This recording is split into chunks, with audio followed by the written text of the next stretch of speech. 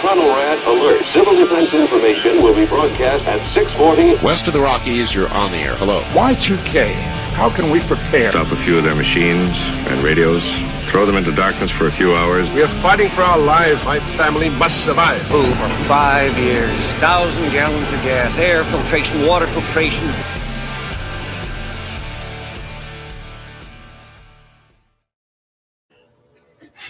Look at that. I forgot to take the item. There we are. Coming at you from the frozen tundra that is East Central Alberta, Canada. Streaming live on YouTube, Twitter, Twitch, Rumble, Odyssey, and Facebook. Welcome back to the workshop where we create community, find freedom, promote preparedness, and share success. I am Toolman Tim. Today is June 23rd, 2023, and this is episode 329 of the Workshop Podcast. Ooh, Workshop Radio. Look at that. Still getting used to the new studio down here. I have my missus with me. There's my floating arm coming. Hey, Carrie Brown, good to have you. So whenever you get settled into a new space, there's always just the weird things getting them worked out, eh? So, yeah. But anyway, let's get the announcements out of the way, and then first thing we're going to... Oh, look, we got 10 people in here already. Great to have you. I love Fridays with the... they said based. I'm thinking they're saying best or biased, Mrs. Biased, Cook. probably. We're going to have a good one tonight. I always love our Friday night shows, baby doll. Appreciate you showing up. You had a rough day, didn't you? Not a rough day, just a long day. Yeah. Yeah, That's it was long. all right. We decided that we were going to carpet clean. Oh, well, you get to hang out with your sexy husband this evening. So Yes. nothing worse. I mean, better than that, is there? So. Well, yeah, going back to the daycare and working more. Oh, well, hey, you can do what you want. No. All right. So first off, guys, next Sunday night, we are having an auction for Jenny Hill. It's going to be live, kind of similar to the workshop live radio we did before. 5 to 9 p.m. Eastern time, 3 to 7 Mountain time. Based. Oh, based means you take no bullshit. Yeah, ain't that the truth? She don't take no bullshit. So Don't have time for that. yeah, nobody got time for that bullshit. Ain't nobody got time for bullshit. Sunday, July 2nd, Nicole and I are going to host it. We're going to have a bunch of Jenny's friends on there. If you check out the link in the description, you can see all the cool stuff that is on there now to put your bids in, get started with it. And yeah, we're going to have fun. I'm looking forward to it.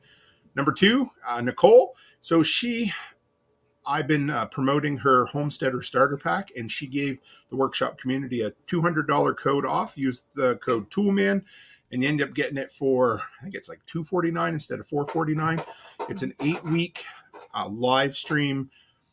It's really cool. Who else does she have in there? Oh, Mike Leos. You remember Leos from? Yeah, he's going to be there. And Ryan Stevie was on the show the other night. He's going to be doing a live with her as well. And you get access, since it's already started a week ago, you get access to the previous recordings and the Patch of the Month Club. Don't forget, the newest patch is getting ready to go out first of next week. I'm kind of excited. Silver's going out. Battery packs are going out. I'm taking a trip to, I guess it's Monday, isn't it? Mm-hmm. Monday, I'm going to Montana. We'll see how far I go, but we're going to go at least across the border. Yeah, you're going to Great Falls. Yeah, I'm going to Great Falls because she wants me to bring groceries back, so it'll be fun. So it'll either be a 16-hour round-trip day, or I'll go down, spend the night, and come back. I haven't decided yet, right? Yeah, So, you'll come back. Yeah, I probably will. I'll get lots of audiobook time in, you know. So and finally, guys, if you're not on the Telegram group, what are we at now? Let me check. 223 members. But the cool thing is it's not huge. It's a great place to interact with one another, have a great time, chat, share inappropriate memes at times, have a good laugh at each other's expense, but mostly just encourage other people. And that's what we're there for. So if you haven't joined Telegram before, come by and join us. Links in the description. And with that, we're live. Mm-hmm. Good to have you, baby. Always love her. Turn that light off. That's fine. Yeah, no, eyes. You're good. You're getting some of the glare off. You're good.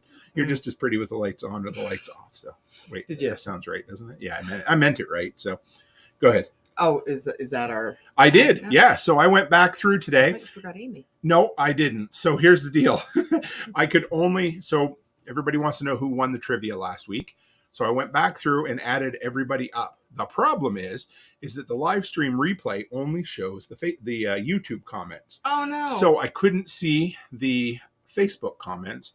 So we know that it was rigged, and my sister-in-law probably got somewhere in third or second. We don't know. But anyway, so we're going to give her a prize anyway, but we're going to take the family connection out of it, and we're going to list all of the winners. Yeah. So, Because she did answer the question. oh, she did great. Yeah, she wasn't. She wasn't cheating. I didn't give not her the answers. at all. No. So, and I'm going to have my first sip of an old fashioned this evening. The bourbon drinking tonight. What did I get out tonight? I can't even remember. The one I got in North Carolina. Oh, It's really good. I'm using orange bitters with a really good orange peel. Oh, that's really good.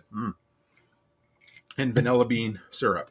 Excellent. Oh, yeah. So Chris Dixon wants to know what my shirt says. My shirt says, if you want to go fast, go alone. If you want to go far, go together. These are the awesome shirts that Mr. John Willis sends me a lot. And I absolutely appreciate it. He sends them to me, no strings attached, but I fucking love his gear. And I promote the hell out of him. Go to original SOE equipment. originalsoegear.com. You can get all his shirts. The problem is that by the time they land up here in Canada, they're almost always sold out. So the latest one that just landed today was Make America Free Again. And I'm like, that's kind of funny. I could change that out to Canada. But yeah, John makes some incredible shirts. Always love getting them in the mail. Okay, so we're going to announce in reverse order. So here's what I did. I went back through and I gave each person that answered the question, the first 3 people that answered the question, I give them a point. That's the best way I could do it. So that's fair. I went back through. So the first 3 people to bring up the right answer, I gave them a point and I totaled them all up. And I'm going to go backwards. So we made, let's see, we had 1, 2, 3, 4, 5, 6, 7, 8, 9, 10, 11. We had 11 people. So the bottom 3 tied for 9th place. So Sean Mills, Mr. Landfill, and Backwoods Butcher both got 2 points. Rob got 3 points. Dowie, so Rob and Dowie tied for 7th. They each got 3 points. Jokerlees or Jokerless got 4 points. Haas with 5. We're getting close. Aaron just missed out on the medals. She got 6 points. So the top 3 we're going to send prizes to. Yes. All right. So 3rd place, Nate with 9 points. That means he got 9 questions right.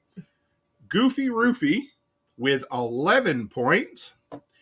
And I think absolutely no surprise here at all. Byron Roberts with 20 points. Almost double Goofy Roofy. So you guys got, if you guys want to reach out to me, I'll try to reach out to you as well. But I know, Nate, I've got yours. Byron, I have yours, I believe. Goofy, I'm not sure what your real name is. I get the handles mixed up between people. So get me your address and we will, I think we're getting the prizes off Amazon this time, right? Yeah. So we'll have them shipped directly to you guys. So that was a ton of fun. I think we're going to do it in probably once a month or so, right? Oh, definitely. We could probably even do it when I'm in Tennessee, couldn't we? We'll just live stream, except we won't be in the same room and you won't be able to hit me, which would be kind of cool. So for that, guys, thank you. That was we had a blast. It was fun. That show did really well. It did. I think it was our most watched live stream. Hey, there's the winner right there. Speaking of trouble, Byron Roberts, good to have you, brother. He already said hi. I missed him. Oh, yeah, there's people everywhere. You don't pay attention. I do my best. I'm busy yakking. You got to watch the comments. You know how it is. Jeez. Frig. Man. Pay attention to yourself. So, it's yeah. not your hat. It was my hat. Where's my hat? Yeah, I lose my hat. Yeah. So, anyway, yeah, this last weekend was, I think, our highest watched or rewatched live stream ever. And then the very next night, Nate's show beat that, which was incredible. Nice. It was awesome. I was so happy. Everybody loves comms-based shows, but we well over 200 rewatches on the live stream, and then Nate's was 20 or 30 more than that. So I'm 95% sure. I know Nate's is the top one now. So, hey, Rachel Brown, good to have you. So how's your week been, baby? Busy. Yeah? Why? Yeah. What have you been up to? Just, I don't know. Just can't get out of my way. Byron must know. The problem is I haven't had too much. I haven't had enough bourbon yet. So that's the problem. But it's just been a busy week, hasn't it? Yeah, just one of those weeks where you just, like you feel like you can't get any, like there's so much to do, but yet you can't get any of it done type of weeks. But, spinning your wheels. I've been the same way. I mean, you know what I've, been working on, but last weekend it was kind of nice. We finished. So Friday night we did the trivia, guys, and then as soon as we got up Saturday morning, we started the renos down here in this office, didn't we? So it's the office /studio. So I will give you guys a tour when it's finished, but it's not quite finished yet. But it still needs a little bit of prep work. Yeah, but we've kind of cleaned up the desk area. Mm-hmm. Off to my left, right over here, is now going to be the patch workshop area. There's enough patches now that it needs its own area. Tim looks vampire pale because Becky turned her light off. That's why the light kills it's blinding her tonight. Poor girl. Over here, it just showed up 2 nights ago. Your bar? My bar. Oh my God, guys, my bar. I love my bar. And we have a table coming from our record player behind. Yeah. So when it's all said and done, and I think there's a light coming too, isn't there? Yes. Yes, maybe some sort of fancy light. Air. Well, yeah, an on-air light's going to be over our shoulder, so it's going to be pretty cool. I'm rather excited. I can't wait to get it all up and running, eh? Mm-hmm. So tonight, I figured we would do a Stranger Than Fiction episode, which you've done before. I don't know if I've ever called that when you've been on here, because I'm just like, hey, let's grab an article and we'll chat about it. But when I do it, I've always called it Stranger Than Fiction. Okay. So I reached out in the Telegram group today and I said, hey, send me some strange stories. Sean Mills is like, what are you looking for? I told him. And about 5 minutes later, he comes back with about 740 of them. So we did good. You guys can hear the ice maker back there. I forgot to plug it in tonight. It's actually not that loud. No, it really isn't. It's pretty good. But you can't hear the dogs, so that's the bonus, right? So, Well, they look like they're all outside. So drinking Voodoo Ranger beer. That sounds like it could be interesting. That's what Rachel's drinking tonight. So I grabbed some stories. Where did I put them? Right here. So Becky doesn't know what we're going to read. We're going to have fun with them. And we'll let her. It's not fair that you get to know. I know. That's the fun of it. You don't get to know. I get to know. And then I get to hear your opinion on it, as wrong as it is. So, yeah. Joe says maybe Tim is a vampire. I might be, you know. No, he's not. I've been spending so much time down here making high-quality content for the workshop community that I'm lacking vitamin D. My nails are falling off, and I'm sleeping in a coffin. So we're all set. A couple things before we get into the articles. I wanted to share a couple of pieces of radio news today. I ran across an article this week. You know, we've talked about ham radio quite a bit AM radio lately. Came across an article that said Ford is doing away with AM in all their vehicles, not just their EVs now. So it looks like it's a death knell to that sort of thing. This week, I don't think I announced it last week. This week, Bell Canada, they are our biggest telecom company. Yeah. They announced they're closing 6 AM radio stations, which sucks, but you know, there's still like 150 in Canada, which whatever. But the really bad part is CFRX. Oh, sorry. No, let me go back. So they closed down. It was called Fun AM down in Calgary. And they were the home of there's only 2 shortwave radio stations in all of Canada. So we lost one of those this week. Voice of the Prairies is gone. Who knows what's going to happen to it? Probably nothing, but it is what it is. And so I got doing some digging. Did I tell you about this? Mm-hmm. Our hometown radio station, somebody stole copper wire. Oh, yes. No, I heard you say that. So you guys know I talk about radio from back east quite a bit. Our AM radio station that I grew up on, 1420. And, well, you know, it could be Dixon. I've heard that, you know. Chris says it's because AM is the last stronghold of free speech. That's been the proponents of not getting rid of it lately. But I've always loved talk radio. So I grew up, you know, when you'd wake up as a kid, 6-7 years old, and you'd want to know if there was a snow day. We'd turn it on to 1420 AM and we'd wait for him to read all of the counties. Yeah. Oh, all right. Today, schools are closed in Annapolis County. And they'd never say Digby, would they? But so anyway, a month before COVID started, some crackhead broke into the local radio station in my hometown, stole all the copper wiring from it, and it was so expensive to repair, the company decided just to move the station to FM. So that AM station has gone off the air. It is now silent. Well, could not find an update on the crackhead stealing the wire. Well, you're going to be a dick. You're going to ruin it for everybody. Everybody, right? and we're pretty used to that happening in Digby, where I grew up. Hey, it only takes one to ruin it for everybody, unfortunately. And Digby always seems to have that one. Always. Yeah. So that was the radio news I saw this week. I thought I'd share. It was rather interesting. And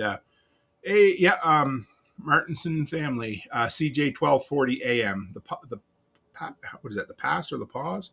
Can't remember what that is, but yeah. All right. So first story of the week. Let me scroll down here a little bit. Oh, we lost it that fast. Where did it go? Let me go back one. All right. So this one came, of course, from Sean Mills. You'll appreciate it. It has to do with meth and maple syrup. So you might like this one, hon. Smugglers tried to ship 1,500 pounds of meth. Oh, actually, let's share this so you guys can see it too. It's fun. Share screen, entire screen, over here, share. And we will do this. There you are, guys. So don't mind the ad in the bottom there. Smugglers tried to ship 1,500 pounds of meth in maple syrup bottles, New Zealand police say. Authorities thwarted a drug trafficking scheme where smugglers tried to use bottles of maple syrup to ship meth from Canada to Australia. Officials intercepted the maple syrup with quotation mark shipment in January, which contained 1,500 pounds of meth worth about $250 million, officials said in a news release. Calling the bust Operation Reggie, New Zealand police said investigators in New Zealand Regis. Regis? Okay, yeah.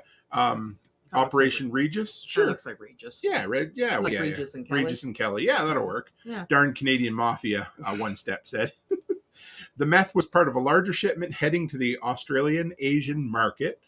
Authorities say that in February, 5 men were arrested at a rural property near Helensville, New Zealand, as they took possession of the majority of the drugs. A 6th man was taken into custody when he tried the rest of the drugs. When he tried to take the rest of the drugs. Oh, boy. Okay. What do we got here? So, official, yeah, you think that must be the real maple syrup there. Mm-hmm. Prestige brand maple syrup. I guess it would have to be Prestige, wouldn't it? New Zealand police commissioner said the bust is the largest meth interception the country's ever seen. It's not the only recent bust in the area. Customs seized 1,300 pounds of meth at Auckland Airport the same month. So, what do you think, Mrs. Cook? Where do you think it came from?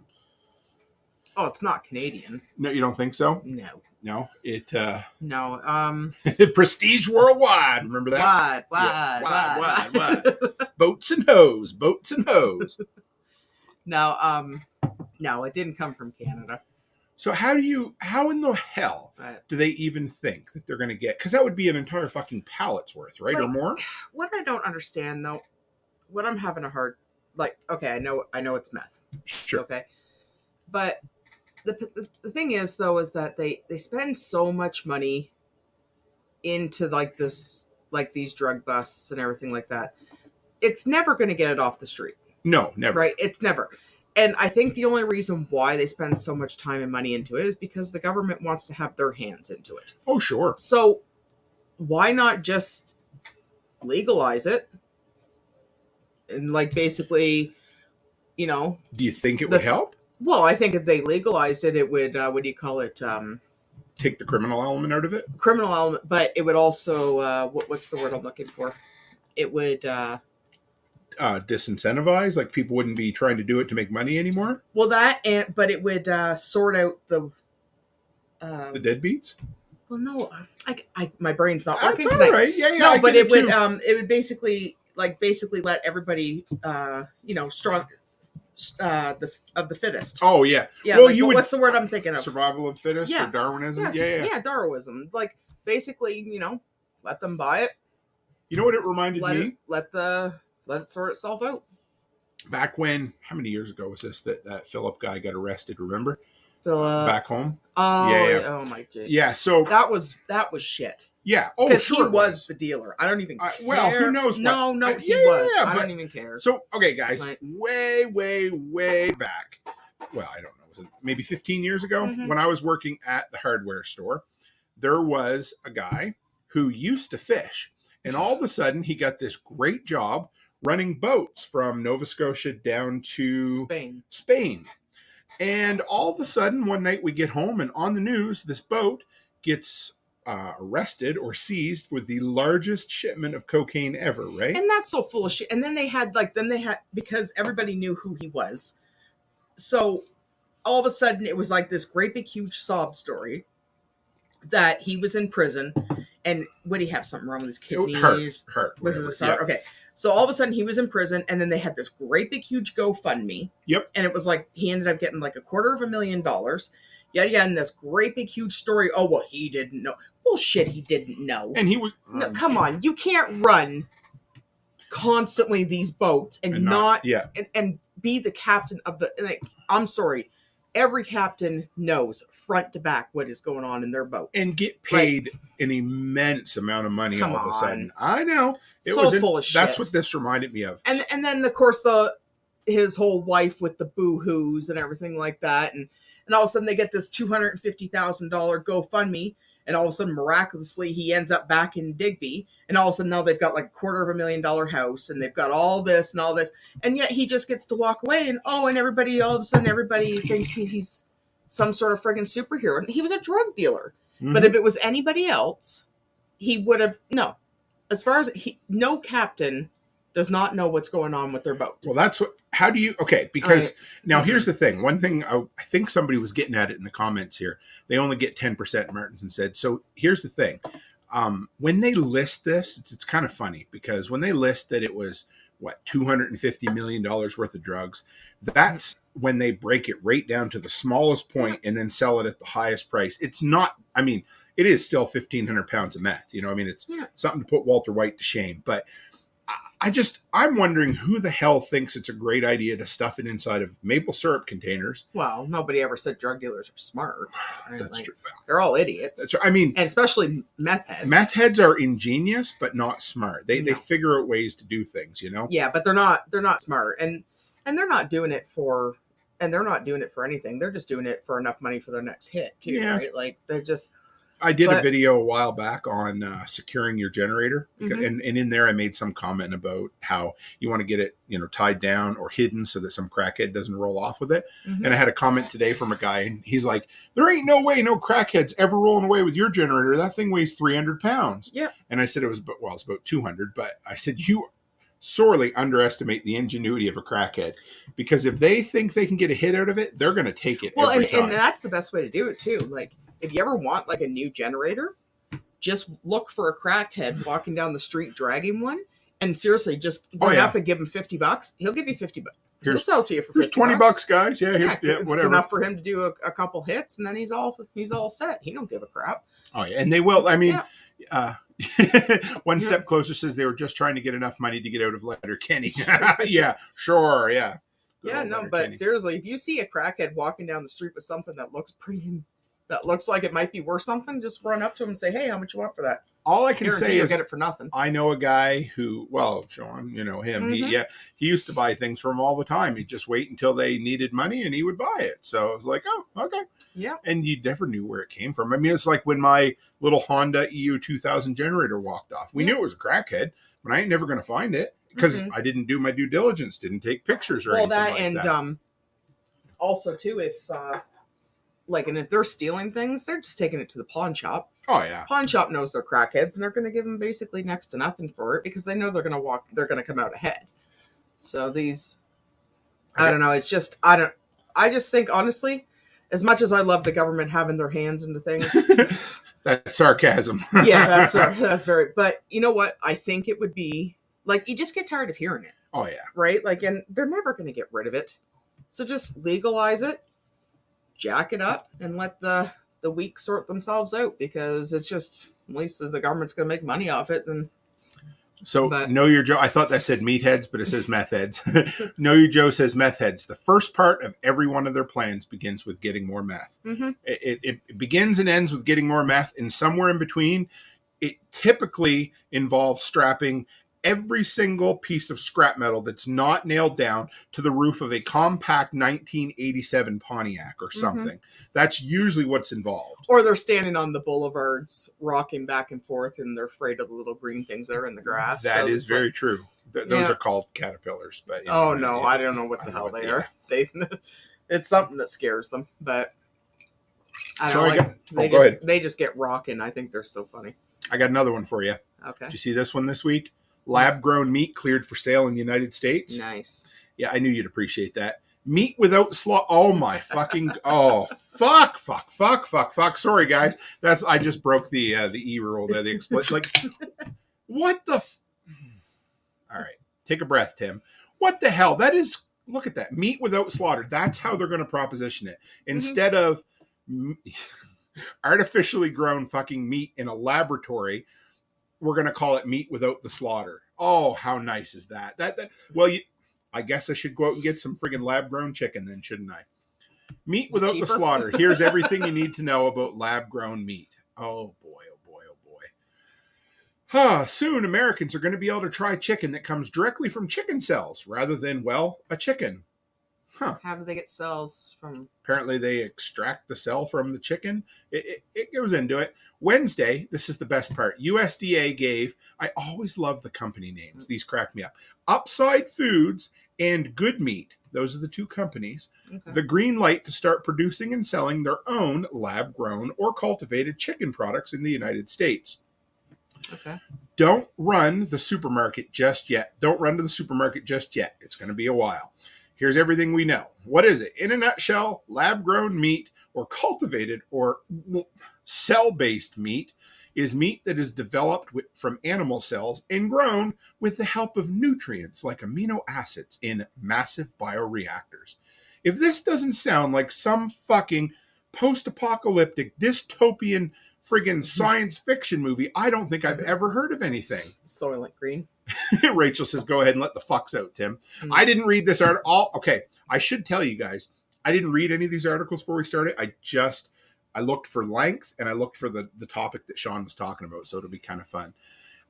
Yeah, Byron says, sounds so funny. Know Your Joe says stem cells. Yummy. Yummy. Oh, did I say, what did I say? You said funny. Funny. Oh, yummy. Yeah, there you go. Yeah. Stem cells replicated and triggered to turn into muscle tissue. Woo! Yeah, right? Rachel Brown, why does this sound like the start of a horror movie? Last of Us started with flour. So, Tori says, so wait, we can't use stem cells to grow new organs, but it's okay to grow breast meat?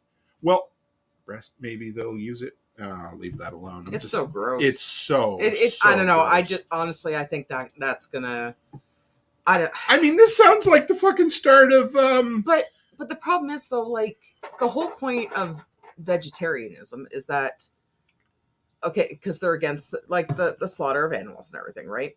So, like, and they don't eat meat. So they're not going to eat stuff that has chicken cells in it.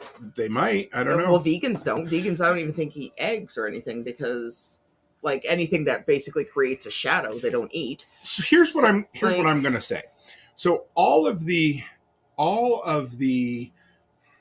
backlash against the Impossible Burgers lately, where they were made out of, two things. They were made out of vegetables. They taste like shit. Well, this is three things. And they were full of chemicals. So now everybody's like, oh, that didn't work. But you know what's way better? Let's go with lab-grown meat. You know why? Because it's real meat, it's ethical, and it tastes good. That's what they're going to say. And you know what else it's going to be? The carbon footprint will be way lower because you won't have to use diesel to bring the animals to you know what this actually, if something like this did work, that would actually be good in third world countries. Well, anything would be better than what they have. Well, no, sure. but I'm like, it would be a good way to, or they could raise their own animals just like we do. Well, a lot of them, I think in Africa and stuff, they have a hard time with animals. Because, like, I don't know, like, they just don't have, like, the planes and stuff that we do. But it's... who's that? Larry Zeepel, good to have you. He says, drugs don't kill you. It's all the adulterants that are put in them. Legalize everything, regulate everything. Win-win as people get pure stuff and heavily tax it. I don't completely disagree with you. We live in Canada. The problem is, here's the deal. When you legalize it, the government gets their hand in it and they fuck it up. That's the problem. Well, yeah, but the problem is they fuck it up to a point. But like I said, let the weak weed themselves out. So, that's why we put warning labels on everything. Did you see that meme online there? It said that, like, it's really funny. It says that in 2030, they're going to have flying electric cars, everything like that. And then it shows a Subway wrapper and it says, do not eat the wrapper. Yeah. That's how far, like, because the electric car, like, that was like from the 1950s. Yes. Because that's what they thought that we were going to be. And now they're putting do not eat the wrapper on a Subway wrapper. Like how, like, you know what I mean? Like, let those people weed themselves out. If you have to put, and it's really sad because usually they only put those warning labels on things because somebody's actually done it. Yeah. Oh, yeah. And that is really stupid. I mean, And I have no faith in humanity anymore. I really don't. It's like I'm just going to leave it out there that there's been times I've been hungry enough that I've eaten bites of the Subway wrapper because there was some good cheese left on it. But I don't know if I should. well, you're one of the problems. I am. Yeah. So Rachel, this is what you say. Rachel says, I still only want to eat things that had a face. It kind of reminds me of these AI pictures they develop. You see those? Aaron shared an AI beer commercial the other day where everything looked from a distance okay. And then when you came in, everybody kind of looked like they were in a Soundgarden music video. Oh, boy. But the faces didn't really exist. It was awful. So I know Your Joe says, realistically, if it's cultivated via stem cell replication, it will in fact be real meat. So it's not going to... So, like, by them taking the whole side road of saying slaughter, because that's the main thing against vegans and vegetarians, but they're not producing anything that's not meat-based. So it's not going to... No vegetarian or vegan's going to eat that. Here's my thing. I still want a fucking, ribeye from a real cow that was slaughtered in a real slaughterhouse. I'm cool with that. But if somebody held a gun to my head and said, you either need to eat an Impossible Burger or an upside down, whatever this thing is, I'd probably take this, right? So, yeah, but honestly, it might actually be good for third world countries because if they make it the right way and it has enough protein and everything in there for people to, get what they need. Like, I don't know, ship it over there. Like, I'm sure they'll eat it. But One Step Closer says, sounds like a marketing opportunity for pasture-raised chicken, ethically raised. Yes, absolutely. So this happens in a production facility that looks a lot like a brewery. When you picture it, don't think of people in white coats and hairnets peering through microscopes, but instead people in white coats and hairnets wandering between giant vats. What's the difference? What's so great about that?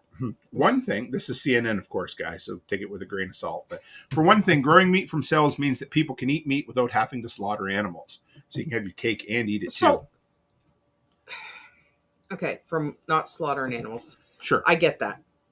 But there's this whole thing that's been around for thousands of years. It's called a food chain.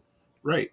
And, that's a good point. And if we don't slaughter... What's going on? I don't know. Skype has been doing this all day, trying to reopen. I don't know what's going on. So, there's this whole thing called the food chain. Right. Anyway, so if we stop slaughtering animals, then that means we have to stop breeding animals. That's a good point. Because if we don't stop breeding animals, then we're going to be overrun with animals. That's the whole thing that they have this, that, that's why they allow hunting in certain times. And this is why their farmers have their cycling out of their cows. But could you imagine if they eventually stopped slaughtering cows and pigs and basically, and chickens and everything, and yet people keep breeding, how much problems we're going to have and how many problems that's going to create? That's a good point. Because you think, for example, take a cow pasture. Sure. They have 100 cows. They're not cycling out these cows. So they're going to keep breeding. And then eventually you're going to have 500 cows, which are going to take the food away from the moose and the deer. And then if you're not slaughtering the moose and the deer, then they're going to start taking away the food from the cows.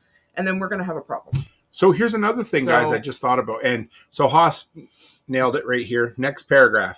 Their environmental considerations as well. Agriculture, particularly animal agriculture, is responsible. The CAFO, the where they cram all of them in and shove them full of soy-based feed. That's the problem. So their environmental considerations is responsible for a significant amount of greenhouse gas emissions. You use those three words in any article, and you get a hall pass to deal with whatever you want, which contribute to climate change. Overhauling the system could ease the burden on the planet. So, no, it's not, because you're going to mess up the food chain. Here's my next thought. Beyond the food chain, what about the fucking genetic structure? So right now we have, I don't know the exact number. Somebody out there can absolutely correct me on this, but how many species of plants do we typically grow or harvest on a large scale basis? So what that has done over the years has shrunk kind of the family tree of all these, and we've lost a lot of these old species we don't have. So we don't have a diversity. So all of a sudden, what happens if we don't have a diversity of species anymore and something happens. Say we can't farm meat from a lab anymore and then we have to go back and rebuild from scratch. Good luck with that, right? Well, but then you're going to run into the other problem too. Like I said, with like the breeding, like they would have to go on every farm and tell all the farmers they're not allowed to breed their animals, because all these animals are going to keep breeding and breeding and breeding. And then you're going to end up with inbred, and there's not going to, because like nobody's going to buy them. Right. So, and then you're going to end up with all these funny, like all these cows and everything that are just basically going to get killed anyway for nothing. And then we see, and then they're going to be wasted when you have listeria breakouts because of plants that aren't cleaned properly. I mean, yeah. So Know Your Joe says they will procure sample tissues from around the fat tissues in live animals. Once the process is completed, it is in fact real meat and you cannot tell the difference. That scares the hell out of me, the fact that I couldn't tell the difference, right? Mm-hmm. So, yeah, you're absolutely right. Know Your Joe says most plants found in nature you cannot eat, statistically speaking. Absolutely.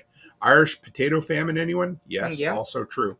And regenerative farming is carbon negative. What does... I like that. Joel Salatin says my chickens don't do drugs. What do you say about this? Yeah, so I don't know. What are you going to do, right? Well, I think it'll mess up the food chain. And then the real question is it vegetarian? Well, obviously not. They're taking animal cells. Yeah, it says nope. Unlike plant-based meats that are products made by Impossible Foods and Beyond Meat, cultivated meat uses animal cells. Well, of course, we know this. Mm-hmm. So does it taste like regular meat? That's according... Basically, yes. I don't like that answer. No. Well, lots of vegans say that Impossible Burgers taste like that too, right? So they taste like cardboard. So when we get right down to it, what has been approved in the U.S. so far? On Wednesday, the USDA's Food Inspection Service approved their grant of inspection. These type of applications are approved following a rigorous process, which includes assessing a firm's food safety system. The cultivated meat industry is regulated by both USDA and FDA. When will I be able to try it? Well, soon-ish, and only in certain areas. Good Meat previously announced a partnership with a chef in Washington, D.C. So, yeah. And how much will it cost to make? It cost over $300,000 to develop the first lab-grown burger. I remember that. That was quite a few years ago now, which was served a decade ago. The British company Ivy Farm said last year it could produce a similar product for less than $50. So, yeah, economies of scale, right? So, yeah, who knows? One step closer. It'll probably cost more than the real thing. People eat it as a status symbol. There's some possibility behind that, too. Mm-hmm. And yes, here we go. I almost put you in timeout. No, you're Joe. Sorry about that. Said the real issue is what they will add to the mix for your safety, and more importantly, for the safety of your children. Mm-hmm. And you know what? When it comes down to it, Joe, I think that's the best comment of the evening so far, because you are right. The things they put in it that we know about, and the things they put in it that we don't know. And you'll never know. No. And they won't tell you. Yep, absolutely. Or they'll tell you, but it'll be a whole bunch of mumbo jumbo that you don't understand. I mean, in the words of Alex Jones, they make the damn frogs gay. I don't know what's wrong with the frogs, but anyway. Why is he always picking on the frogs? I don't know. He just doesn't like the frogs, so I don't know. Maybe he does like the frogs. I like the frogs. Yeah, there's nothing. Yeah, I like frogs. Leave frogs alone. They don't bother anybody. So this one's a funny one. This is actually from a couple of years ago, but this story started making the rounds. Oh, I read this one. Did you? Oh, so yeah. It's kind of dirty. It is dirty. And the guy comes off like a real dick, too. So yeah, but you know what? He got his. Yeah. 90,000 oily pennies dumped in Georgia man's driveway as final paycheck from former employer. The employer sounds like a real dick. A real dick. Yeah. Like the worst. Mm-hmm. And the dude's anyway, yeah. So apparently this is the picture of the wheelbarrow with the pennies in it. It weighed over 500 pounds. And yeah, you're right. So, yeah, let's go back for a second. Rachel says the article makes it sound like people are anxious for fake meat, as in they can't wait to have it. But that's... No, just the ones that think they're doing but good. That's the legacy media. I hate using that term, but that's what it comes down to, is that... just the people who are on CNN. But, yeah, if a person has an agenda, and that could be positive or negative, when you come at an article, you're going to write it in the vein that makes your beliefs look the best. Mm-hmm. Hopefully it shouldn't be, but that's how CNN is, though. Mm-hmm. Oh, always, absolutely. Yeah. Haas said, read that when it first happened. The owner even mocked the employee. Yeah, I know. So yeah. I don't know if I caught the end of this. So maybe you can fill me in on it, because this is just what happened. And Yeah, it was something to do with well, they took him to court, Mm-hmm. and I don't think this article has that part in it. Maybe I should. I think they did. They So Byron Roberts says the writer is always right, and that's what do they say? The history's written by the victors. So Georgia man had 90,000 pennies, oily pennies, dumped $915 dumped in his driveway as his final paycheck. What an asshole! Yeah. And the dude's like, his final pay slip had been placed on top with an explicit message on the envelope from what looks like it was his boss. The guy says that was a real childish thing to do. The former auto repair shop manager moved the pennies off his drive and into a wheelbarrow in his garage. 504 pounds. And oh my goodness, yeah. So Haas says he was even accepting pennies to pay the invoices on his website, saying the pennies were legal tender. So the former otter, he moved him off, put him in his in a wheelbarrow, hauled him into the garage, and of course they said it made him flat tire. So the guy that received the pennies told Fox that he'd been struggling to get his last paycheck after leaving his job in November. You're right, Chris. How are 90,000 pennies worth $915? It's weird, right? Yeah, well, they I know. the math isn't quite right, but here, yeah, they do clarify. So I'm glad you caught that. But yeah, it said that the dude, Flatten is his name, now spends his nights cleaning the pennies so that he can cash them in after it took an hour and a half to make a few hundred of the 91,515 pennies usable and able to be cashed in. I think that's going to be a lot of work for money I've already worked for. It's definitely not fair. And this is like, what the fuck? An OK Walker Auto Works owner, Miles Walker, told CBS he didn't remember doing the delivery. You know, my brain just doesn't work. I don't remember dropping 500 pounds of oily pennies in this guy's driveway. He probably didn't. He probably had somebody else do it for him. But either way, but he's like, I don't remember. Well, okay, so you didn't write his ROE or his last pay stub? Like, I just don't remember driving up, and I don't know. He got paid. That's all that matters, the guy says, before calling Flatten a weenie. God, this sounds like friggin' satire. It sounds I know it's not, but yeah. Yeah, they took him to court. Flatten's girlfriend said she hopes her boyfriend's story brings awareness to how people are treated so poorly by their employees. So, yeah, didn't even remember mocking him. So there was a follow-up to this, was there? There was a longer story. It's like, it was something, I think they took him to court and they got a... Yeah. The Georgia auto shop owner who in 2022 paid one of his employees his final wage by dumping 91,000 oil-covered pennies in his driveway has been ordered by a judge to pay $40,000 in back wages and damages to his employee, court records show. Yeah. But it says employees, so there's been more than one. This guy's a legit dick. I mean, you can have it on both ends, but so they said doesn't remember mocking him too. Yeah. Okay. No, he got his own. So Miles Walker in Peachtree City, Georgia, was ordered to pay back wages just about $20,000 plus damages at about $20,000. Yeah. Last year, the Department of Labor filed a lawsuit against Walker. Flatten quit his job after an argument with his boss and contacted the Labor Department. How can you make this guy realize what a disgusting example of a human being he is? I've got plenty of pennies. I'll use them. So he said the judge additionally instructed Walker, that's the owner of the business, not to threaten or intimidate or retaliate or discriminate against any current or former employees. So apparently this has been an ongoing thing for a while. Yeah, I think there was the story I read like there was a couple employees that have had issues with him. I don't know if it was to this extreme, but I don't know if they even still work with him. But yeah, I think there was a couple other ones. Here's the thing. I mean, we're employers, and we've dealt with employees who aren't good either. So it goes on both sides. But you're absolutely right, No, you're Joe. It balances out. But I mean, here's my thing. I'm a big fan of not bringing attention to yourself. So even if you are, and then Chris Dixon says should be sentenced to firing squad by pennies from slingshots. That'd be a slow, painful death. Yeah. But even if you are an absolute douchebag, shouldn't you be in favor of looking after yourself? So my thing is, you get pissed off at somebody. So you end up taking 500 pounds of pennies, dumping them in his driveway, full of oil with a nasty letter on top. You're asking for nothing but escalation at that point, right? Well, he probably didn't think it was going to get he didn't this much attention, right? Canadian Farmstead said they logged in just as I said he's a legit dick. That's perfect. That's good timing to show up. So, I mean, I don't see how else you can. No, and like what he did was completely wrong. But the problem is that, and it doesn't justify his actions, but they don't say exactly what went down. Okay, so there was an argument and everything. But the problem is, though, like, there are some employees out there that are like bigger dicks that employers have to put up with because of the labor board. Oh, sure. So but here's the thing. And no, it doesn't justify it at all. Like, this guy's obviously a dick. Yeah.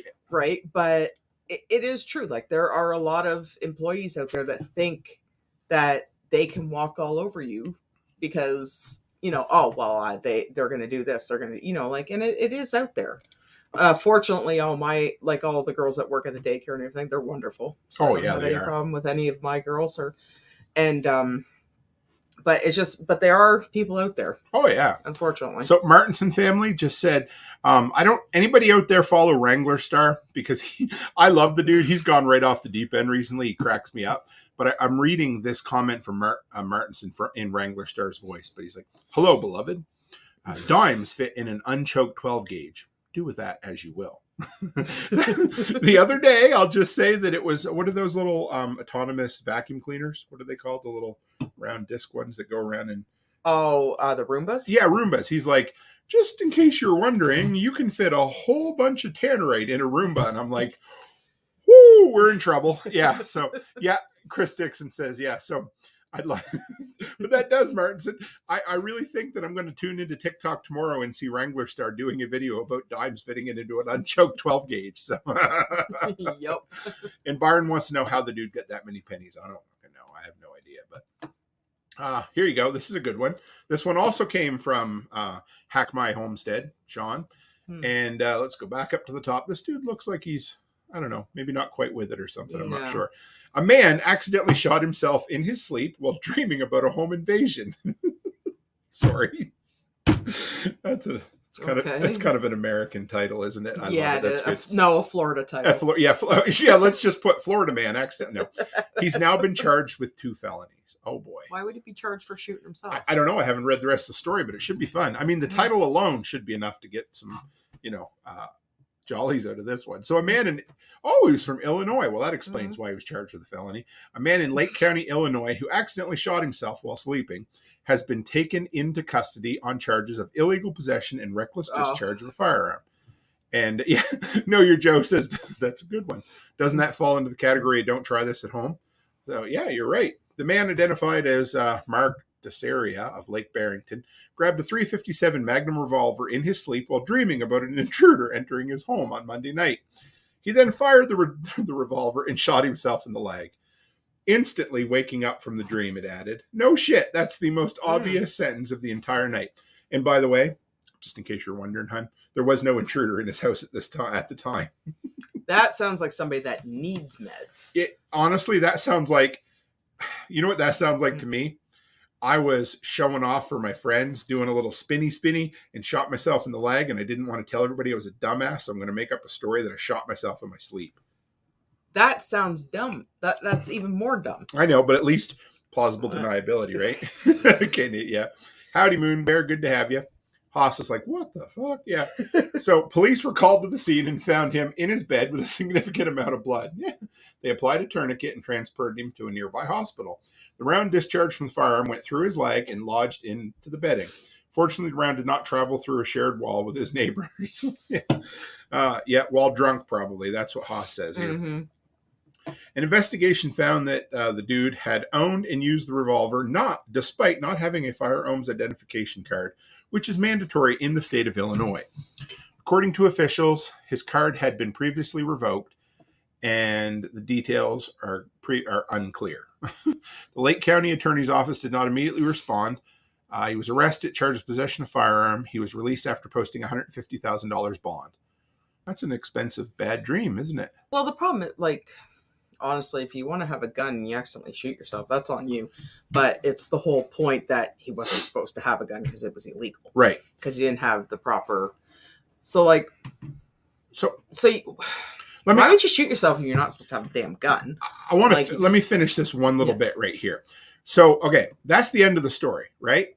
But because they have to drag it on. Because the news is the news, they had to type or tack on these last two paragraphs or last two sentences. So instead of just reporting on the facts, they then kind of need to interject an opinion at this point. And there have been a string of isolated and senseless gun violence incidents in the U.S. Earlier this year, a black teenager from Missouri was shot and wounded by a white homeowner after he mistakenly rang the man's doorbell. And so then they get down here and like, okay, so that has absolutely nothing to do with the story. What does that have to do with the price of tea in China? What does that have to do with? Are we allowed to say that anymore? I don't know. Yeah, but what does that have to do with somebody accidentally shooting themselves and having an illegal gun? Absolutely nothing. But they just throw it on there because it passes their agenda. It follows their, I don't know, right? So One Step Closer says, hear me out. Maybe he had some of that meth-laden maple syrup. Mm-hmm. What do you think? Probably. Yep. I'm thinking he was probably drunk, maybe high, or maybe he just needs medication. Because sure. Everyone's had those really realistic dreams where, you wake up sometimes and you're like you're kind of second guessing yourself. Like, did that really happen? Like that time I woke up at 1 o'clock in the morning, had a shower, got dressed for work, and realized it's fucking 1 o'clock in the morning. Exactly. Well, and then you kind of think to yourself, like, whoa, did that really happen? Because sometimes your brain does do those things. But to actually have a loaded firearm when you're not supposed to have a loaded firearm within reach, if you know that you have a tendency to have these type of dreams, probably not the best idea, but still has nothing to do with somebody ringing a doorbell and getting shot by somebody who's white or black. Why do they even have to bring color into it? What does that matter? I know. It shouldn't matter. I mean, we could look up Insider. I don't know Insider, but based on this story, I can tell what way the company probably leans, right? So, and Byron Roberts says, I've done that before, Tim. He's done it to me before, got ready for it. Yeah. Oh, yeah. Well, the story. Was there another good story? Oh, yeah. This? Okay. When we were down the neck, I had to work in the morning, and all of a sudden, I hear the alarm go off. Remember? And I look at the clock, and you turn the alarm off. I get up. He's like, "Oh, hun, you got to get up. You got to get up." I get up, go have a shower, get ready for work, and everything. Come back, and the alarm is still set at 6 o'clock. And I said, Tim, it's like, well, why is the clock set like that? Oh, well, that was just the set time. I said, well, what time is it? Flicks it back. Yeah, 2:20 in the morning. I don't remember that. That's Remember funny. when I worked at Dollarama? Oh, sure. Yeah. And then imagine trying to go back to sleep after that and then having to work all day. Yeah. Byron says went back to sleep dressed for work. I think that's what I did too, right? So I just ended up staying up, and then I was incredibly grumpy when I came home. So it's like kind of par for the course most days. So most days. Let's see what our next story is for you, hon. This should be a good one. Let's see. This one also came from Sean. So we're like 1, 2, 3, 4, 5 stories in a row from Sean. So I think that's the last one he sent me. I got 2 more of or at least 1 more after. But 28-year-old woman posed as a teenager to learn English, sheriff said. Did you hear about this? I've heard of a story about this. Similar to this? Similar to this one, but not this one. So authorities in St. Charles Parish said a 28-year-old woman accused of using fake documents to enroll as a high school student was not trying to hurt any kids. They held a press conference Wednesday saying they wanted to ease parents' mind. The young lady caused no problems. She did nothing inappropriate with any other students, kept to herself, went home, didn't engage in any other criminal or inappropriate behavior. Martha, 46, and her 28-year-old daughter, Martha, were booked on 1 count of injuring public records. Leave the poor lady alone. It sounds to me like she had no other way to learn English, but Champagne says the two created a fake passport and birth certificate from Honduras so she could get a good education at the high school and better her English. Champagne said the mother was in the country on an expired visa and the daughter has documentation of being processed by the federal government coming into the U.S., but was unable to comment on their most current immigration status. It's my sincere hope that this particular incident will bring awareness to school systems in Louisiana and throughout the country the need to review their student enrollment process. Where do you go with that, babe? Because there's so many things you could deal with. Yeah, One Step says I couldn't leave high school fast enough trying to sneak back in. Right. You know what? If she's not hurting anything, like, she didn't hurt anything. Like, she just wanted to obviously she must have had a shitty education in Honduras, so they were just trying to better herself, right? Like, I would assume they'll be deported at this point. oh yeah, because, it's, you know, like they went about it the wrong way, because Sure. I'm sure there is adult schooling that she could have went right. to. Learn English is a Oh yeah, and most places have like English, but maybe she couldn't enroll in them because then they would want more information. Who knows? But I mean, I'm not gonna begrudge her if they're here. I whatever, you know. Whatever. Yeah, it's an interesting story. The poor thing got caught. She's gonna leave. mhm. It just kind of shows probably how easy it would be. Well, and it sucks though too, because like even though she is 28, if like you don't know what her schooling was like in Honduras, so like maybe she does only have the education of a grade 9. Well, it kind of seems like that's what was so implied, like right? so you know what I mean? Like so maybe that's cool. maybe she couldn't get into an adult school because her education wasn't high enough.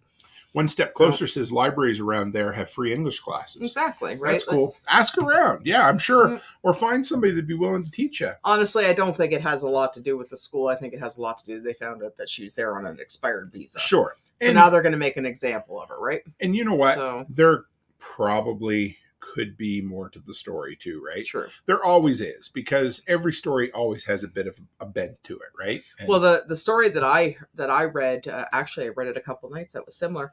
It was like from a Reddit, okay. and they said that it was a girl from Russia, and she come over and she was an exchange student, and she was in their house from September to December. And then in December, she said that she had to go home because there was a family emergency. Right. And then, I don't know, it was like a couple months later, the daughter or something was in another town and was driving and drove by the girl that was supposed to be from Russia. And so she pulled her over, and apparently this girl had no accent, nothing. She just wanted to stay with them free for a couple months because she said that she was checking the town out. She wasn't. That's twisted. And she was an adult. Okay. And she was claiming she was in high school and everything. So, like, I don't know how much, like, I don't know how much truth there is to that story, but I read it from Reddit. And I was like, yeah. So she was claiming a high school student living in these people's houses for 4 months for free, Pretending to be an exchange student from Russia. Yeah. So And it was very, very strange. just got a hot shout out to Kyle, Backwoods Butcher. Good to have you. Just want to let you know that before you got here, we did release the statistics from last week. We gave all the places for who did best in the trivia contest. Mm. And in case you were wondering, brother, you tied for 11th place, dead last with 2 points. So I'm proud of you. Keep it up. We'll get you a little higher next time. But pretty good, eh, hun? So, yeah, One Step Closer says, was the Russian girl hot? Oh, dear. That's usually what... I have no idea. She wasn't Russian. Yeah, exactly. She just was faking an accent. So, all right. Haas says, notice there are way more women. Oh, yeah. Yeah, you're not wrong. The whole sexual assault things does seem to be happening with the female teachers as much or more than the male teachers. Or maybe they're just reporting it because that happens too, right? Oh, so, yes. Yeah, all the time. All right. This one's weird. So I got this one. There's a lawyer out of Michigan that I follow on YouTube. He's really good. I'm sure some of you guys follow him too. I just can't think of his name. But here it is. Yeah. The Orphan. Yeah. Backwoods Butcher says that's like the midget that somehow got adopted as a child. That's the Orphan movie. Is it, or was it a real story too? No, that's the Orphan movie. But is it based on a real story or is it just made up? I thought it was originally, yeah. I don't know. The second one was stupid. But whenever I think of exchange students, I think of The Simpsons when they went to France, when Bart went to France. You know? Yeah, that was funny. So you guys got to check this out. A California sheriff remains free to rob armored cars carrying money from state licensed marijuana businesses. So this sheriff, and I know a little more about this story because I watched a video on it, would tell his deputies to pull over these armored cars and say you're going a little too fast, or you are, what's the other word for it? One time they were a little late or a little early to put on their signal light. And so in the States, if you have, Latho's Law, that's exactly it. Thank you, Know Your Joe.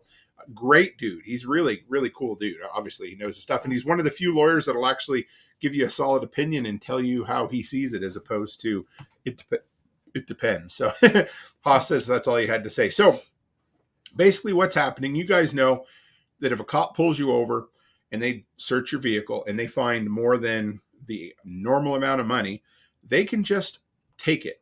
It's not eminent domain, but it works like eminent domain, I believe. And then you have to sue them to get it back and prove that it's real, or that it's, not ill-gotten gains, right? So federal judge declined a restraining order against the California sheriff. So here it is. San Bernardino County Sheriff's deputies stopped these vans, MP Real vans, 3 times in, get this, November, December, and January. Now, these are armored cars or armored vans that have a license to transport money. They are a company that transports money for marijuana distributors. Totally legal in the state of California. But it's in, there it is. Thank you. Civil asset forfeiture. And said some states have banned it. So anyway, they pulled these guys over. And to me, it's 100% they're going after them. They're targeting them, right? Mm-hmm. So here it is. 3 times. They seized cash during 2 of the stops, making off with a total of over $1 million. They pulled them over and they said, hey, you were slow getting your tail lights or your signal light on. We're pulling you over. Oh, you have a bunch of money? We're going to take it. And then what'd they do? Instead of keeping it in the state, they give it to the feds so that you couldn't go after the state. Because technically in the U.S., babe, marijuana is still illegal at a federal level, but it's been legalized at state levels. So these guys are... So they're trying to shut them down then? No, not even shut them down. They're trying to get the money to finance the sheriff's department. Because here's what happens. You take $1 million from these guys. Mm-hmm. You send it to the feds.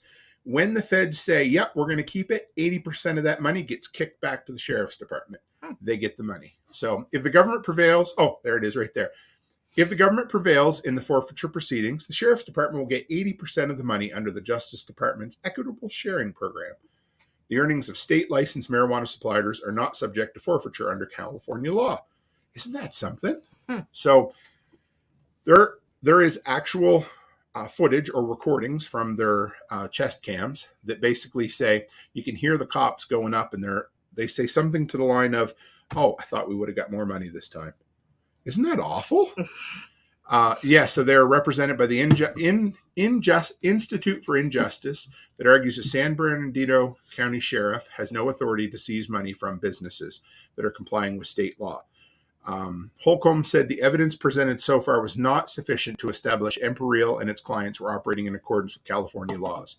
So, here it is. So, Backwoods Butcher said it really happened. A few years ago, there was a video of a bus driver throwing a kid off the bus, and it turns out that it was a little person trying to abuse kids. Interesting. One Step Closer says, I hope they fund his opponent in the next sheriff election. Yes. And Haas says they know this because it sometimes costs more to get it back from the courts than what was taken. And Know Your Joe says, is this not stealing? It's not stealing because the government says it's not stealing. Wow. It's called civil asset forfeiture. And it's when you're driving around with more money than the cops say you should have, they get to take it, and then you get to take them to court to try to get it back. It blows me out of the water. And I couldn't believe it. I mean, I've heard of this before where people get pulled over, but they're literally focusing on armored car drivers and saying, hey, surprise, we're taking your money. Sue us if you want to get it back. So it turns out there is an update to this story. They took them to court. They basically said, we're not going to focus on you anymore. They got their money back. So it's the government, law enforcement, stealing money from armored cars that are transporting it for legalized dope dealers. What a fucking shit show that is, eh, baby? I don't know. What do you think? It's just, I don't know. I just think it's just stupid. Yep. It blew me out of the water. I like that civil asset forfeiture. You hear about it a lot, but I mean, well, obviously, it sounds like somebody knows their laws. Yeah. Well, but they were targeting them too, right? So, and that was what it was. They get a different van so they can't target. Well, that's what I figured. They probably did, but I mean, cops are supposed to look out for you, right? When it comes down to it. So, Well, I don't know. one step, I mean, I say they're supposed to, but yeah. And like Backwoods Butcher says, big shock, it's California. I know, poor California gets shit on all the time. Yeah. But, Oh, wow. yeah, I know. You were there. You recently, weren't you? And Yeah, California. I don't know. California's. It's definitely their own breed of people down there. Like it's. I don't know. You're being polite tonight. What's wrong with you? Yeah. No, it is. Like I don't know. It's just like it's just something.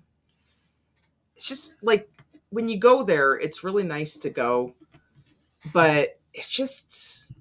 I don't know. It's just. It's like a whole different world, and it's not. And it's not. I don't know. You just feel weird going there, and But we didn't feel that way in Florida, did we? no, Fucking love Florida. no. So, Well, I've been to Florida several times, but I don't know. I just found with California, it's just like I don't know. It's weird. It's hard to describe. It's kind of like BC.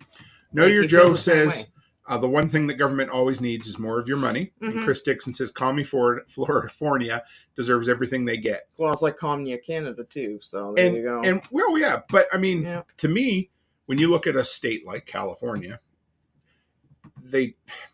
their mindset is the more we tax, the more prosperous we'll be. And nobody can tax themselves into prosperity. It's like standing in a bucket and trying to lift the bucket up off the ground. It doesn't work. But for some reason, they think this time it will. So I guess we'll see, won't we? Well, I think California's just a full. Hang on one second here. A bunch of pretentious pricks. Sure. That's basically all they are. It's like because like you always see like the really really big feeling ones. They're either in California or New York, unfortunately, and the really really douchey big feeling ones always end up in California. Yeah, and they always think they're better than everybody else, and they think that they're high and mighty, and they just think that they can just do whatever the hell they want. And it's a mess there. Well, it's no different than Quebec and BC. Yeah, It's exactly. the same thing. Like I wish we could kick both them out because they're useless too, right? So it's just It's like true. all they do. Well, and even like as much as you think about Nova Scotia and everything, but they're almost as bad too because like all they do is sit back and collect all their what do you call those deferred payments or whatever from Alberta and everything, but they don't want it. Equalization payments. That they love collecting all those equalization payments, but yet Alberta's not supposed to have any oil fields or make any money. But California's the same way. Like we'll tax, but then we'll bitch that there's not enough. Mm-hmm. It's the same way. Like you can't make them happy. No. And No.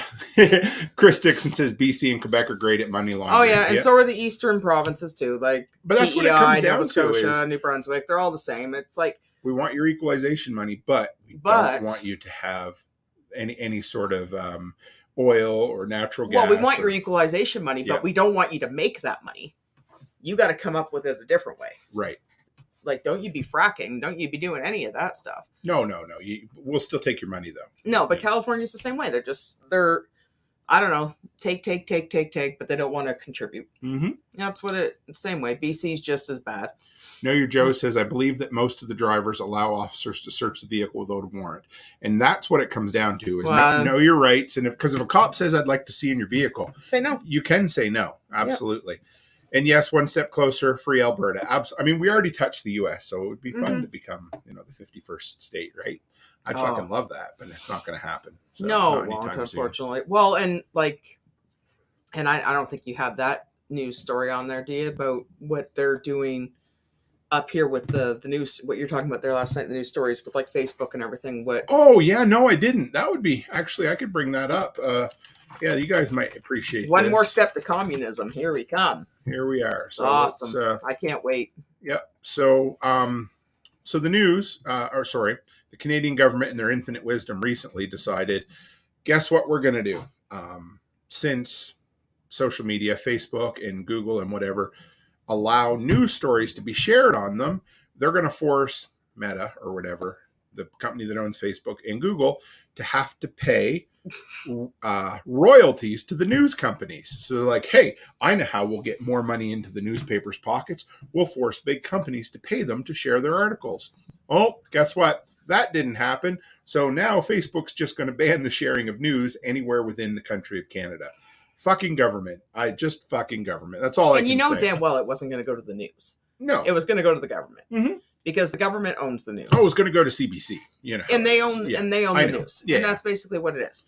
And it blows me out of the well, water. no, it's another step towards communism. So you know what? We are heading, this is exactly, it's kind of scary. So now we're not going to be able to share. Speaking of scary. Oh, sorry. yeah, he's a scary dude. Doesn't he look like an alien? An android. But this is one more step towards controlling the media and controlling the news. And you know what country does that is North Korea. Mm-hmm. So basically it's going to come down to the point where we're not even going to be able to have news stories unless it's approved by the government, and it's going to be the government telling us what we can and cannot read and do.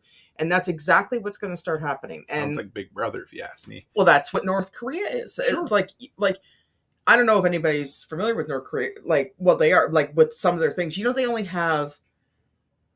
have posters that you're only allowed. A man is only allowed to pick from certain haircuts. Sure. Same with a woman. They're only allowed to have certain haircuts. And eventually it's going to come down to the point where, like, we're not allowed to share news stories now on our Facebook. Facebook is supposed to be a platform for free speech. So now all of a sudden, well, I don't know about that. But well, yeah, no, no, it's gotten progressively worse over the last couple of years because now they friggin'. But I don't think even if you asked Mark Zuckerberg that he would say that Facebook's a platform for free speech. No, but it used to be. Oh, sure. Like it used to be but now, like, of course, then I think it got worse around COVID. Sure. Because as soon as you started putting like the word in it absolutely got worse. As soon as you put COVID, it'd be like you get that little post up there. Your post contains a word COVID, and then like, are you sure this is what you meant to say? You know, because they want to make sure that But that's how it starts. And now, like, honestly, I agree, Chris Dixon. He says we don't need news to live our lives. You're fucking right. We don't. No, we don't. But it's what the hell is that? We don't, but it's the principle. Sure. Right? Because hey, I agree. Yeah, I honestly, it's not going to do any good to fight about it, and it's not going to do any good to. I haven't read the news in long. Like, I didn't even know about the writer's strike until you told me, because I don't even read the news. But the whole point is that it's the principle. Because it's just one more thing that they're taking away from us, and they're telling us we can't do it. Right. And that's and like, here's the deal. I don't like to be told not. If you tell me I can't do something, I want to do it. Right. So yeah, but that's. So here's a cool story that I thought would be on the more positive bend. I sent this to Sean Mills. I was talking to him on the phone the other day. I said, you got to check this out. This is kind of cool. So he was on the show the other day, and you know me and my thing for batteries and power storage and stuff. So the big issue is that batteries are really bad for the environment right now, right? And people want us to go green or whatever, and they want us to store, renewable energy on site. But this is a really cool. So Sean talked about flywheels. So it's basically a really big, like a flywheel. So it gets spun up, and you store tension energy in it. Mm-hmm. During the day when the sun's out, and then you can release it, and there's enough power in there to power an entire house for a day, which is really cool. So anyway, this company in Australia, this is the very first household size flywheel. This holds 32 kilowatt hours of energy, which is basically enough for the average home for an entire day in Australia, where they built this. So before this, they used to have to build these underground. Now they can build them on just like right there. See, they got it on a little cement platform. Those guys are standing next to it. It's about, I think they said it's about 6 feet by 6 feet. So, a good, big rain catchment system or something. What's cool about this is there's no chemicals, no weird metals that need to go in it. It's just a mechanical device. It's like a kind of an old-fashioned way of storage. So they used to run buses on these in the 1950s, I believe is what it was. I think it's cool. So anyway, this company has been building them over in Australia. So they said the 32 kilowatt system was installed over 2 days in an above ground enclosure, dramatically cutting the time needed to install the flywheel system. The installation involved a single flywheel, which looks like this. It stores energy mechanically, meaning it has no fire risks, can run around 11,000 cycles without any degradation, and boasts a 20 to 30 year lifespan. So this is basically a battery without any chemical storage. The major draw card for the owner of Sawyer's Value property, who wanted a system that did not pose a fire risk, could power their 3-phase loads and provide energy security as they have a lot of blackouts there, right? The company has installed 16 flywheel systems. So there's some more right there. But what I love about these is that they're a simple way to store energy that requires no chemicals, no mining of, by African children over in African children in Australia, over in Africa, like in the cobalt mines and stuff, right? This is basically another type of gravity battery, basically. And that's all there is to it. So how do you're Joe. So exactly. It says, how do they spin it up? That takes energy. Yes. So here's the thing. This is, you see those are solar panels there. So this can be linked up with a green or, a renewable energy program. So you would put solar panels or wind or whatever you happen to have on your local property. And again, what's great about solar is it works when the sun's out. It doesn't work when the sun isn't out. So until this time, you'd have to have a big Tesla Powerwall or a great big bank of batteries to store all this power. It's very similar to the old idea of they'd pump water way up a mountain and then release it at night when, they didn't have the power. So you would be charging up this flywheel during the day with your excess solar power. And at night, when you need it, you could draw off it. And it's a really, really simple, it's essentially a physical battery. Way simpler. And call me crazy, I think this is the way we're going to go. I think this is 1,000 fucking times better than any chemical storage battery out there. I don't know. What do you think, baby doll? Honestly? Yeah. I don't want to shit on your parade. Oh, you can do what you want. I don't care. I don't really give a shit about any of this stuff. Oh, that's fine. You don't have to. Anytime you get talking to me about batteries and generators and solar power, and I'm going to be 100% honest, guys. I'm going to cry myself to bed. My brain just shuts right off. That's okay. I'm sorry. I try so hard to listen to everything you say, and I try to support everything that you're excited about. But this is just one thing, and I'm sorry if Sean's listening, but I don't find it interesting at all. I have less than zero interest in any of this. Well, remember what I said years ago? I started all my content creation because you got tired of me talking about tools. And now I bring you down here and make you listen to me talk about batteries, right? So, and Tori says, how pissed is the electric company going to be when more people use these? They're going to lobby the government for some BS taxes. Well, here's the thing about this, though, is this could be used on grid or off grid. It doesn't matter. So if you are, if you could store your power time of day discount again. So in the middle of the night when power generation is lower, they could end up having, store it in a flywheel. Absolutely. I think it's cool. Well, honestly what I see, and it sounds like a cool idea. I see something ugly that's going to sit in my yard. And if I'm out in my yard and I see that, it's every day I'm going to look at it and I'm just going to get more and more pissed every time I see it. I'd build something around it for you. It doesn't matter. I'm just one of those people. I'm just going to go in my yard and I'm going to be sitting there and every day I would look at it and I would just get more and more pissed about it. And then eventually I'd look at you and I'd be like, get that thing out of my yard because I don't want it in there because it's ugly. Right? Like, I'm sure if you're on a farm or something, it would be fine because you could put it in a backfield and you wouldn't see it. But no, it is a neat idea. And they did say that originally they were burying these because I think probably because if the fucker ever blew up, it'd be really bad, right? But are they plastic? I think they're all steel. So okay. Let me see if I can show you something. I really like this. So flywheel buses from I think it was 1950s or maybe 40s. I can't remember. Is that how old they are? The original technology is. Yeah, okay. This was how they used to. There's the gyro bus is what it was called. And it had a massive flywheel right here in the middle of it. And they would pull in these. So these were electric buses in the early 1950s. These had one of those flywheels like that right there. Mm-hmm. They would charge it up when they would park. And then it could power itself off this flywheel with the stored energy for quite a while. So the technology's been around since at least the 50s. And now we're all of a sudden, hey, we're going to bring it back. It's just like I watched a video today, guys. Do you remember how we used to store things on magnetic tape? Mm-hmm. It's making a comeback. Oh, boy. So a lot of these big storage systems are going to tape now because it's cheaper. And they think they can compact the data on it way better because they're basically running out of space on hard drives. They can't make them any smaller. which I thought was kind of cool. Backwoods says Becky and his wife, would get along great. It's true, right? Like, I don't know. Like, our yard's not very big to begin with. And, you know, I allow Tim to have his sea can and his solar panels on top of the sea can.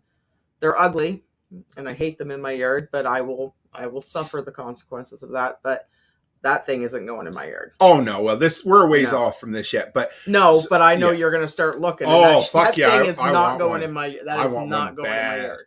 But yeah. So the thing is, it didn't say what the price was, guys. I don't know if we can see Key Energy household flywheel cost. Let's see if they say what the cost is. I don't know. Yeah. The cost around. All right. A French startup has developed a concrete flywheel to store solar energy in an innovative way. Currently being tested in France, the storage solution will be initially offered in France's overseas territories. With a surface of about 10 square meters, the 10 kilowatt flywheel can be used to store electricity. It doesn't say what the cost is. Let's go a little further here. I thought I saw it.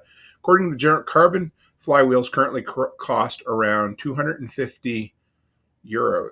That's euros per kilowatt hour. Okay. So I guess I don't know what I don't know. Anyway, I don't see a price here.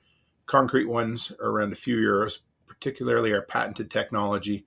Yeah. No, so they won't put a cost on it because it'll scare everybody away, and then they won't want nothing to do with it. I will do some more research, and we'll see if we. Yeah, and Goofy Roofy says if you have to ask, that's the truth. And One Step Closer says flywheel install in Tennessee. Well, just for the record, our property on my property. Yeah, our property is not very far from Sean Mills at all. So we'll see about that. Yeah. But yeah, okay. Know Your Joe says Barry for sound dampening and safety in the event of a catastrophic failure. Totally, I agree. I'm sure that's what it is. And Haas says, sounds like they how they power from dams. And it really is. And Goofy says, post-World War II, a lot of things got tore up because the car companies lobbied big dollars. Yeah. So it said, okay, Know Your Joe says cost is about $250 per kilowatt hour. Oh, okay, that makes sense. So, so you'd multiply that by 32 for the 32 kilowatt hours or whatever. That's not horrible. I mean, batteries are going to wear out or run down eventually. It's going to be a little more expensive, but you have no chemical to deal with or anything along those lines. So, I don't know. Yeah. Chris Dixon says it's like asking what fuel mileage a Ferrari is, right? Yeah, there it is. So multiply 250 by the kilowatts you need. So yeah, that's euros though. Sure. Yeah. So, I mean, that would be, what about $1.5 US or no? Euros are cheaper than pounds. Right. So, 1,500 euros is about 2,000 Canadian dollars. So. At 30, around 10 grand, that's not horrible. I mean, what does a Tesla Powerwall store and what does it cost now? And that's with all of the lithium and whatever that needs to be stored in the battery. So whatever. And the price will keep coming down. I think it's kind of cool. Oh, yeah. So euros are close to the U.S. or they were. Yeah. I always get mixed up because we have the good old Canuck bucks up here, right? So that are quite a bit less money. But yeah, I don't know. I like it. I think it's a cool technology. I can't wait to. Yeah. And Goofy says it lasts around 30 years as well, which is significantly longer than batteries. And that says, a useful life or basically with very little degradation. So even beyond that, you might get a little bit extra. And Chris Dixon says, do we get carbon credits? No. I don't know, because we've been paying our carbon taxes and it hasn't helped yet. So, well, it's not putting out the fires. No, it hasn't done. And it's not stopping the snow. No, that's true. It hasn't, has it? So I don't know. I think it's a farce. It's not true. So what are we going to do this weekend, baby? That's the end of my stories for tonight. The end of your stories? I did 1, 2, 3, 4, 5, 6, 7. We did 8 tonight. So okay, yeah. So about $1 to $1. So that's not bad.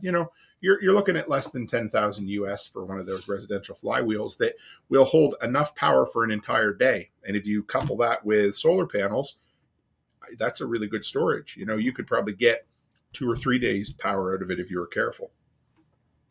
So we're going to do some backyard work this weekend? Yeah, we're going to clean up your mess. I don't have a mess. Yeah, right. Mess on the other side of the fence? No, it's not a mess. It's a strategic location of salvaged materials. No. That's what it is. It's just It's a mess because while that big white empty box is not part of materials, that is garbage. It's a sawhorse. I'm using it as a sawhorse. You know this, so not the big white box that's been rained on. Yes, No. Yes, it works good. No, it's garbage because Mr. Cook has a hard time throwing things in the garbage. Yeah, well, you know how it is. So. One Step Closer says, "I bet we could redneck something up for half the cost." Are we going to work? We're going to work on the back deck this weekend.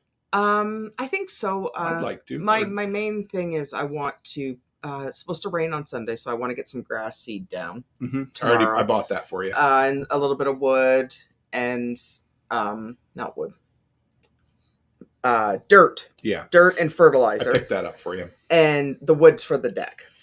We need to replace a piece of board on the fence because the dogs have found a peering hole. And they will not stop barking. And actually, Miss Dee Dee has been pushing against it. So I think she's going to get out. Tori says she has no children tomorrow. I should interview potential suitors with that time.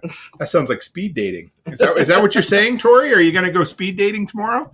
Because we'd love to hear about the results. We'll start the prepper dating service, right? So that'll be awesome. But yeah, so Backwoods Butcher says, out of sight, out of your wife's mind. That's why it's all on the outside of the fence. No, because every time I drive into the driveway, I can see it. Because our fence goes like this and our driveway's here. So if I can see it, no, it's garbage. So we've got to clean up all that. And then I think we were my brain is not working tonight. The place that sells the plants. The nursery? The nursery. Oh my goodness. I am so bad. You guys got to know that she's such a fucking trooper because she was shampooing carpets and doing laundry at the daycare until I rolled up to haul her back. She came home, scarfed a sandwich down, and straight downstairs to come on here with you guys. So the nursery has a sale, and she has some really nice looking lilac bushes. Guess what? We know what I'm doing this weekend, folks. Well, I want to put a couple more in between where the ones I bought last year, so it kind of fills it out more. Yeah. I'm hoping she'll have something a little bit bigger too. And then I'm thinking around the lilac bushes, I think I'm going to put some mulch down, and then a mulch walkway with some grass, and we want to put some grass seed down. So Backwoods says, but then they walk around and find it, and you have to say you're going to throw it out until they forget about it again. I don't forget. That's the problem. You do for a little No, while. I passively aggressively mention it about every couple days. I cleaned my garage today again. I don't care about your garage. I know, but it needed to I be don't done, care. So. And it just, sir, he will spend all day cleaning that garage and then tell me like it's like he wants some sort of award. I don't care about the garage. I want the damn yard cleaned up. Because I don't even go in there. So it'll look good. I wanted to tell you guys about the peephole in our fence because that all started because a certain son hit the... Yeah, our son backed our truck into the fence and took the corner out. Just kind of broke a chip off the board. So and it was about $3,000 worth of damage to the truck. Yeah. It's about a third of a 1x6. So it's still been sitting there. Yeah. The thing is, it wasn't a problem until I built the next section of the deck in the backyard. And so what happened was it brought it up to eye level for Chihuahuas. And they stand on the deck and it's complete eye level. They don't have to bend up or down. It's perfect. So they sit there, they stare out the little peephole, and they give stink eye to anybody that walks up the alley. And it's loud stink eye because the biggest Chihuahua out of all of them is Dee Dee. And she has established this howling with her bark. And it's so loud and piercing. It's like nails on a chalkboard. And of course she can see plain as day right through that hole. So we've got to put a new board there. Chris Dixon inherited 20 fruit trees today, and they're going in guerrilla style this weekend because F those guys. Absolutely, the town what fruit trees, Chris? Like, will they? Because I'm always looking for like an apple tree, but there's nothing there's nothing hardy. Remember, he lives in the tropical section of Alberta, unlike us. It doesn't get cold? Well, it gets cold, but he gets a lot more heat and a lot more sun. We can't get anything to grow. My lilac bushes I bought last year, I got them at Home Depot. Remember, he lives down where the cactus grow. Remember the little tiny cactus in Drumheller? Yeah, well, he's farther than that. But these came from Home Depot, and I thought for sure I was going to lose them, but no, they came back. Which ones did you say? The lilacs out from Home Depot. No, they came back really good. My hydrangeas are growing really good this year. So that, in case you guys are wondering, so we have a So again, this is state level jiu-jitsu or whatever you want to call it. But out front we have, yes, actually, that's right. I should talk to them, baby. So down Calgary way, Verge Permaculture, they're a really big YouTube channel. Okay. They could help us out or at least point us in the right direction of what we need. But so out front, we had a water main break years ago before we bought this house. I was helping work on it because it was a rental I looked after. And so we had to tear up, about 4 or 5 of our hedge bushes? Yeah. So in our town, here's the deal. It's really weird, but you can have a 6-foot fence around the back of your house, but anything that extends in front of the front main street of your house can only be 4 feet. But there's no limit on hedges. So my motherfucking hedge is growing 20 feet high. Oh yeah, you're gonna trim the hedges up to this. I think we're in zone. I think we're zone 2 or 3. I think. I can't remember. I'm so bad. Let's see. I thought it was. I don't know. Let's see. I think I'll tell you. Zone 3. Yeah, zone 3 for the most part. So I thought we were. The Canadian government has recently changed that zone rating to zone 4, so it's probably because of climate change, I'm sure. So we didn't pay enough carbon tax. That's true. If we pay more, it'll go back down. Yeah. No, we have a hard time getting like any really good fruit. Like it's a big difference than Nova Scotia because like we could get like those nice apple trees and fruit trees and stuff. We can't get anything really. Well, I mean, in Nova Scotia, the first. The last frost was in April and the first frost was in like late October or in October at some point. And here it's basically the end of June to the end of August. Well, I gave up on gardening because I couldn't even get my squash to grow here. Remember? Yeah. I love growing squash because the girls love squash and couldn't get any of them to grow, so we just kind of gave up on it. Apple, cherry, and plum. Chris planted 30 Saskatoon bushes 2 years ago by the town compost area, and their foot tracks by, and people are starting to notice free food. I love it. I hate Saskatoon berries. They don't like them either. No, they don't. They don't make a bad jelly, but they're just they're like a mealy blueberry. That's what they are. I haven't. Yeah, no, I don't like. We have there's a lady just lives outside of town and. She'll let you come and pick them like a huge bucket for $5. And we went out, we were all excited and they're gross. I couldn't do anything with them. Yeah, I wasn't keen on them, but it's one of those things. If you grow up around them, you're going to, what was when we went through Idaho, what was the name of that berry?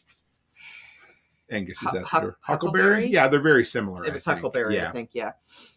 Yeah. No, but we can also mention too that, I don't know who do we have from Tennessee? I don't know if anybody's in here from Tennessee tonight. I'm not 100% sure. No, Carrie doesn't live in Tennessee, does he? Oh, yeah, no, he does. He was just on for a few minutes. I haven't seen him in a while, so I don't know why this keeps doing that. But anyway. I don't know. No, if anybody's listening from Tennessee, especially Brian and Corey, Tim's bringing down, we're looking for a camping site. Oh, yes. Yeah. A camping site for when he comes down.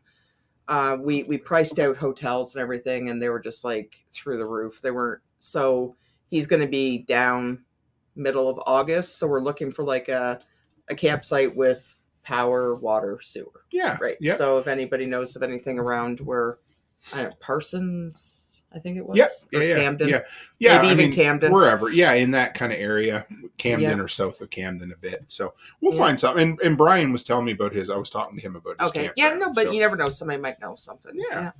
So Tim's gonna live in an RV he's gonna be a hobo for 2 months. Go and sell our fucking RV last year, and then we're looking at buying a new one this year. Yeah, but they're smaller and nicer. I know. But there's a lot of places in the States now that you can't even have an RV if it's over 10 years old. Yeah, so absolutely. And our RV was like what was that, 98? Yeah. Yeah. So they wouldn't even let you on the lot. They would have sent you packing. This is something I need to do. Chris made pemmican. I've never tried that before. I've always wanted to. What is it? The ground up berries and fat, and the explorers or whatever used to take it, or the natives. I'm not sure. It's like one of the most calorie dense foods that you could store and carry with you. But yeah. Well, what do you think, Mrs. Cook? Want to call it a night? Let's go get something. You want to get something to eat or relax or something? I know I'm not really hungry. I know I was.